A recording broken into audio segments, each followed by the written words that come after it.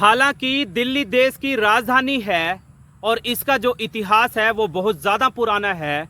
यूं कह लीजिए कि इसका इतिहास सदियों साल पुराना है। ये वही दिल्ली है जिसने कई दफ़ा विदेशी हमलों को खुद पर होते देखा है।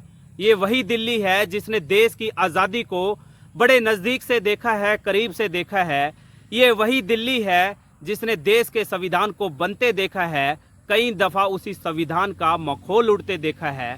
साथियों, ये वही दिल्ली है जिसने कई दफ़ा देश को रोते देखा है। ये वही दिल्ली है जिसने सबसे पहले तिरंगे झंडे को ऊंचे आसमान पर लहराते देखा है। और कहीं ना कहीं जब आप ये जानेंगे और समझेंगे कि आखिरकार किस वजह से इस शहर का नाम दिल्ली रखा, तो आप लोग भी सोचने समझने पर मजबूर हो जाएंगे। आप लोग भी सुनकर दंग रह जाएंगे। दरअसल सदियों साल पुराने समय में इसी दिल्ली को इंद्रप्रस्थ के नाम से जाना जाता था, जब ये पांडवों की राजधानी हुआ करती थी। और 1911 के दौर में जब पूरे देश में अंग्रेजी हुकूमत थी, पूरे देश पर अंग्रेजों का शासन था, उस दौर में कलकत्ता से अंग्रेजों ने अपनी राजधानी को दिल्ली में स्थानांतरित किया था।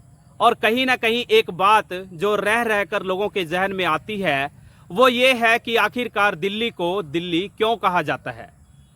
दरअसल जो देश की राजधानी दिल्ली है वो कई नदियों की दहलीज पर बसी हुई है। और दहलीज शब्द से ही दिल्ली की उत्पत्ति हुई, यानी दहलीज से पहले दहली और फिर दिल्ली। और आज के दौर में उसी दिल्ली को हम और आप लोग नई दिल्ली के नाम से जानते हैं, पहचानते हैं। यदि आपको वीडियो अच्छा लगा तो सब्सक्राइब करिएगा, शेयर करिएगा। बहुत बहुत शुक्रिया, आप सब साथियों का आभार, धन्यवाद।